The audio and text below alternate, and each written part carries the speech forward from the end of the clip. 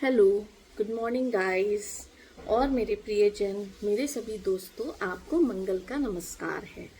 आज मैं आपको अपने चैनल में मांगलिक के बारे में बताना चाहूँगी कि किन्हें हम मांगलिक कहते हैं और मांगलिक होने से आपको डरने की कोई भी ज़रूरत नहीं है। उसकी कुछ अच्छाई भी होती है और कुछ छोटी मोटी बुराइयाँ होती है या कुछ प्रॉब्लम्स होती है जिसको हम रेमेडीज़ के माध्यम से धीरे धीरे सॉल्व कर सकते हैं। तो मांगलिक तब कहा जाता है जब मंगल आपके पहले घर, दूसरे घर, चौथे घर, सातवें घर, आठवें घर और 12वें घर में बैठता है। तब इस एरिया में बैठता है कुंडली में, तो हम उसे मांगलिक कहते हैं। मांगलिक जो लोग होते हैं उनमें क्या क्या ऐसे इश्यूज आते हैं जो हम एनकाउंटर करते हैं। सबसे पहला होता है डिले इन मैरिज। उनकी मैरिज थोड़ी सी डिले होती है। मैरिज होती है तो कुछ प्रॉब्लम्स आने के भी चांसेस हो सकते हैं। तो मांगलिक लोग इस बात का ध्यान दें कि अपने एंगर को कंट्रोल करें, क्योंकि सेकंड प्रॉब्लम होता है उनका एंगर इशू।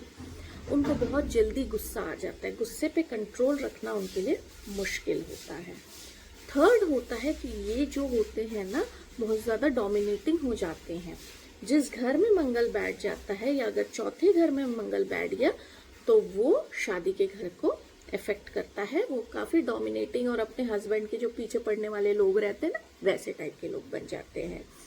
और मांगलिक का जो एक इशू आता है कि उनकी फ्रीक्वेंट दुर्घटना होने के चांसेस बन सकते हैं।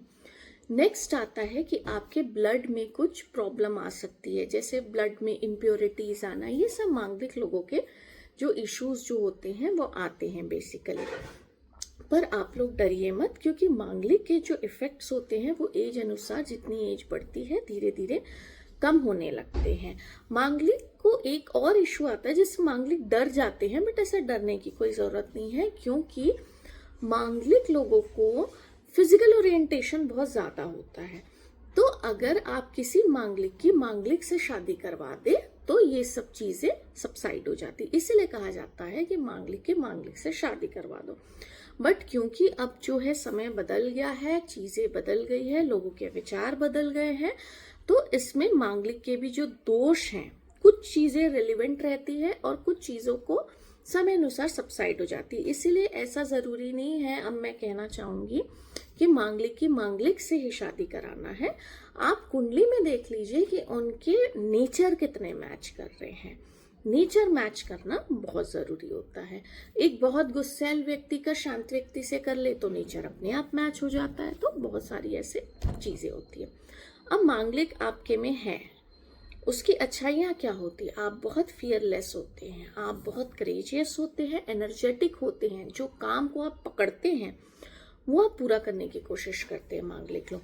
मांगलिक लोगों में डिटर्मिनेशन पावर बहुत अच्छी होती है, डिसिप्लिन को पसंद करते हैं, तो ये बहुत अच्छाई होती है। मांगलिक करियर में बहुत जल्दी आगे बढ़ते हैं।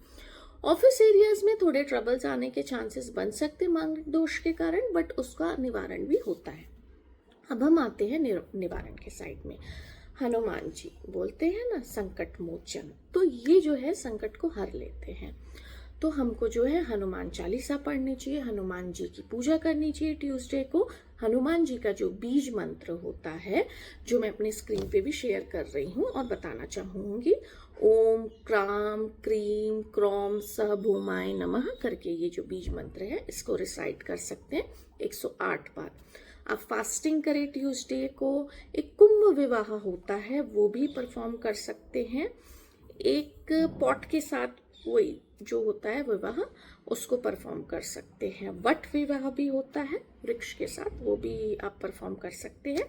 आप रेड लेंटिल्स को डोनेट करिए, जिसको जो दाल होती है मसूर की, उसको डोनेट करिए ट्यूसडे टू ट्यूसडे, ताकि आपका मांगलिक दोष कम हो।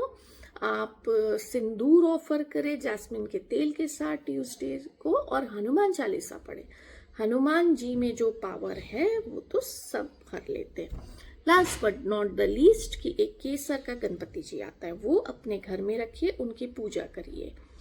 मैं आपको गारंटी के साथ बताना चाहूंगी कि इससे आपकी प्रॉब्लम सॉल्व होगी। तो कैसी लगी मेरी वीडियोस? प्लीज इसको लाइक करें, सब्सक्राइब करें और बेल आइकन पे हिट करें। Thank you.